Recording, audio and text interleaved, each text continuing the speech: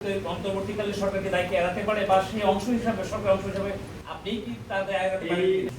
এই আসলে যখন থেকে হামের টিকা দেওয়া নিয়ে আসলে অনিয়মটা শুরু হয়, যখন থেকে এটা যে মনোযোগ সরকার এবং স্বাস্থ্য অধিদপ্তর সহ সংশ্লিষ্টদের মনোযোগটা সরে যায়, তখন থেকেই যারা দায়িত্ব ছিল সবাইকেই দায় দিতে হবে।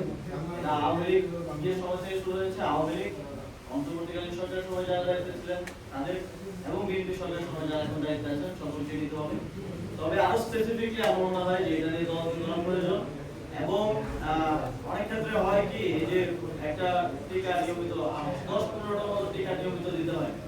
অনেক ক্ষেত্রে যেটা হয় যে এগুলো দায়িত্ব থাকে স্বাস্থ্য অধিদপ্তর এবং তার অধিদপ্তরের মধ্যেও কোন একজন উপসচিব, সিনিয়র সরকারি সচিব যার শাখায় তার দায়িত্বটা থাকে, কে স্পেসিফিকলি দায়িত্ব অবহেলা করেছে সেটা তাকে শাস্তি আনার প্রয়োজন, যাতে করে ভবিষ্যতে এই ধরনের আর কোনো অবহেলা না হয়।